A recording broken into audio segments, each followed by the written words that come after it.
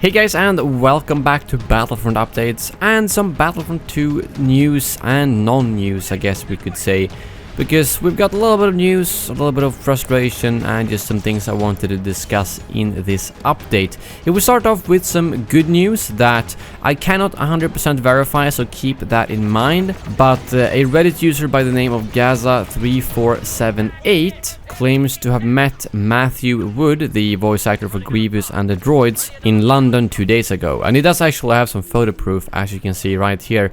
It says 2018 and it's Matthew Wood and so on. So that's at least proof enough that he did indeed meet him, which is more than most people who claim to have news about this have had before. But what he then said in the post was that he asked him about Battlefront 2, and he said that he was going into the studio this week to record some new lines of dialogue, both for the droids and for Grievous, which is of course some good news, both that of course Grievous lines are getting recorded, meaning that he's getting closer and closer to completion, but also that we're getting some new droid lines, which I'm guessing is gonna be specific for Geonosis or potentially just the new heroes in general, which was something I was kind of curious about, if all the current characters and droids and clones and so on in the game are gonna get new references to the new heroes, and it seems like they might be doing so. He did also mention to him how everyone was wondering who was going to voice Obi-Wan, and he said that he knew but that he would not be able to tell us, which makes a lot more sense than some previous videos on YouTube that have claimed that it was already recorded,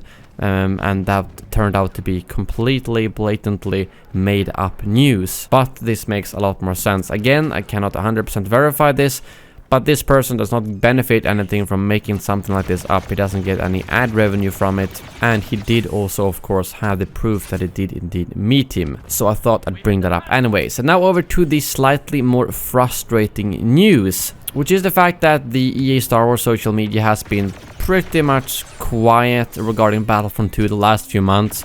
I mean, the news has been coming from Ben's Twitter account, and as you probably know, he's on vacation now until the 6th, so whenever we get an update regarding hotfixes or bugs or just patches in general, that comes from Ben's account and not the official account, which just alone is really stupid. And a lot of you might have missed this, but we're actually getting some pretty neat articles on the Battlefront 2 website that doesn't have anything to do with new content and such, but just overall about the content in the game, developer interviews and such, that Daniel is writing. He is the editorial writer at EA for Battlefront 2, and he has been tweeting those out, and I've been tweeting them out as well, but still EA Star Wars has for some reason not been tweeting them out. And so then yesterday when he tweeted one of those out, the newest one being a Hero Showdown tips article for those of you who are new to the game, I tweeted that out saying something like, why the hell does EA Star Wars not tweet this out? These are official approved articles on the EA website, and for some reason they don't tweet them out. And then, well, 2 hours later they actually did tweet out that one. I don't know if that's because I tweeted or if that was planned, but then today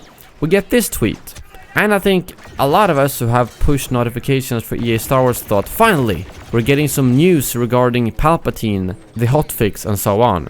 But then when you click on it, it's just the post that Ben made on July 5th, almost a month from now, which is just ridiculous. This is the first time the official account tweets about this hotfix, which, to be fair, is not a hotfix anymore.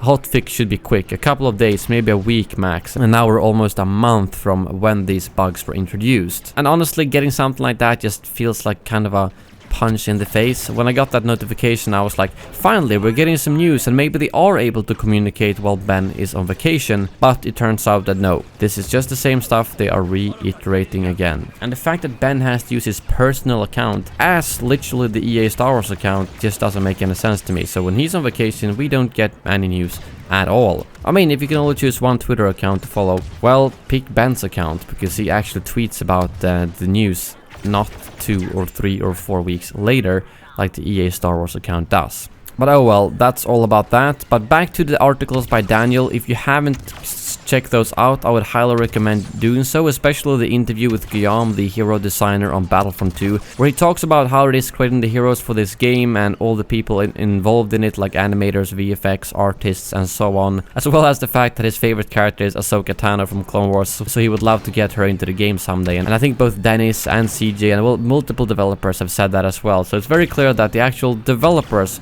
wants to put Ahsoka in the game. Question is if they can get clearance for that, because I think a lot of us would love to see her in the game. And I think after the 4 heroes and villains they've already announced, I think Ahsoka Tano might be the highest requested round from me at least, together with Cad Bane, of course. And then a slight little hint regarding Obi-Wan, where he talked about how he might play when he arrives to the game.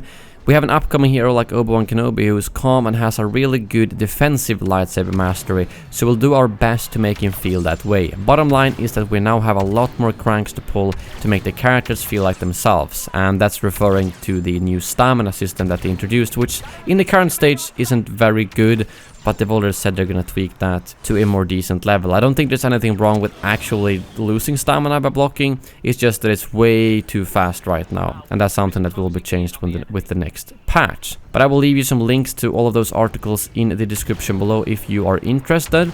That is all for this video. Thank you very much for watching, and as always, may the Force be with you.